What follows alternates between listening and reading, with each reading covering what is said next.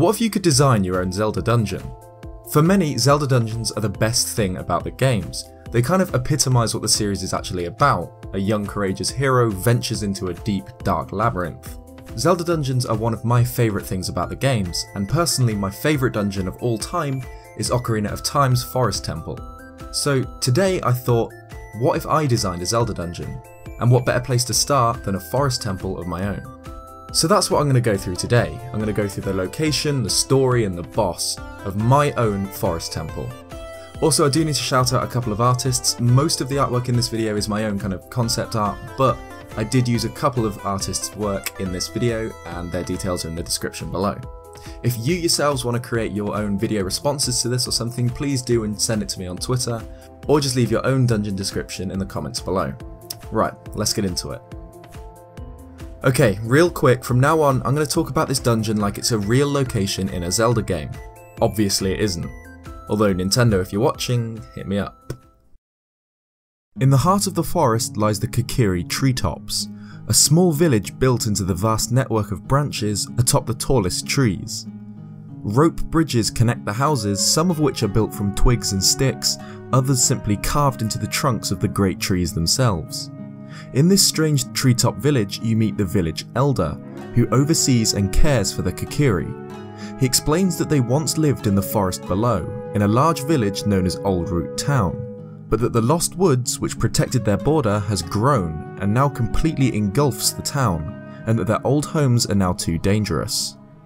The elder tells of Ouroboros, known as Faron's secret, a great spirit created by the goddess that was prophesied to rise in the end times, and cause the forests to reclaim the land. Along with the spirit, the goddess created an instrument, Faron's flute, which could control the beast. The elder believes that this is the reason that the old forest has spread, though doesn't understand why it has brought monsters with it, or why it has risen now, unless someone or something has found Faron's flute and is using it to control the great spirit. He explains that one of his children was left behind in the old village, and pleads that you, Link, venture into the heart of the wood to the ancient Faron shrine, find the lost child and stop the relentless growth of the dangerous Lost Woods. The main part of this dungeon is located directly below the Kokiri treetops, in the Lost Woods and the overgrown ruins of the old Kokiri village. Of course you can't just simply jump from the treetop village and land in the dungeon, since it acts like the Lost Woods always does. If you're not careful, you'll lose your way and end up at the entrance. So Link agrees to help the village elder, find the lost child, and stop the growth of the Lost Woods. You climb down the elder's tree into the forest below, and find yourself at the entrance to Old Root Town, which has now been overgrown completely.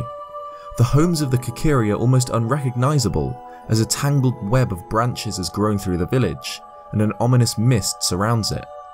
This village serves as the first part of the dungeon. The way the forest has grown means Link can't just simply walk through it as normal.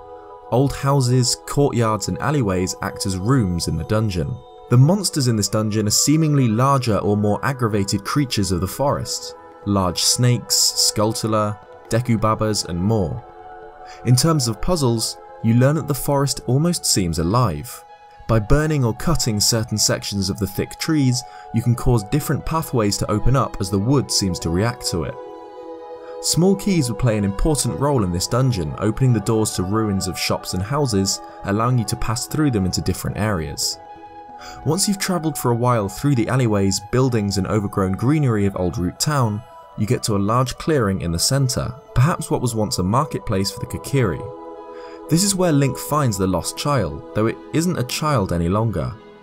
The Kokiri has been corrupted and has reverted to something similar to a Korok, a behemoth, more tree than child, a twisted mess of what was once a pure spirit of the forest. A phantom of the game's main antagonist is holding Faron's flute, an instrument which he uses to control the Korok and which he used to awaken and torment the great forest spirit Ouroboros. This corrupted Kokiri is the dungeon's mini-boss, and after defeating the phantom and its corrupted Korok, you can obtain the dungeon's item, Faron's flute. Using this instrument will allow you to calm the Korok, returning it to its normal form. Now it's time to make your way to the shrine and use the goddess's instrument to stop the Lost Woods from continuing to spread. After leaving Old Root Town, you approach the Faron shrine. The monsters towards this shrine are more common and more dangerous, and you need to fight through thicker and thicker forest until you reach the old shrine itself, a great stone structure completely overrun with the woods around it. This is the true heart of the forest. The shrine itself is surprisingly empty of enemies, just forest. The silence here is deafening. There should be the sounds of birds, insects, wind, but there's nothing. The trees above are so thick that there's hardly any light passing through the canopy to the forest floor, and even less through the cracked ceiling and walls of the temple. You pass through the temple into a giant clearing the other side, to face the spirit of the forest. The boss is ancient forest spirit Ouroboros, a gargantuan serpent which is curled into a circle, its tail in its mouth. It is based on an Ouroboros. It symbolises the eternal cycle of life, creation and destruction, and the inevitable return to nature. Ouroboros' power is what is causing the Lost Woods to spread so fast across Hyrule. As you enter the clearing, the great serpent unwinds itself, raising itself to its full height above you before the battle begins. To defeat it, you need to dodge its lunges, which causes it to stick its fangs into the ground. This allows you time to play the Faron's flute, lulling the great snake to sleep, though it reawakens shortly after.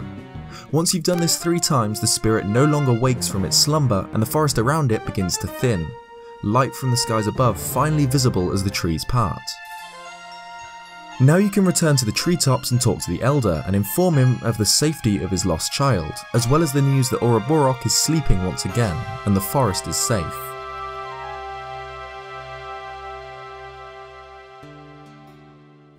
So there's my idea for a forest temple in an imaginary Zelda game.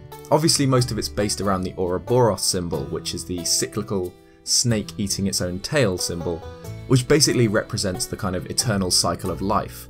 And then I threw in the Faron's flute as a snake charmer item to beat the boss. What do you think about my dungeon ideas? Please leave them in the comments below, and as I said, if you've got any ideas of your own, also leave them in the comments, or make a video response to this. If you liked this video, please leave a like on it. This took so long. This is partially why I've been off so long from YouTube, partially uni, but this did take so long, so if you can leave a like, please do. Cheers guys, and I'll see you next time.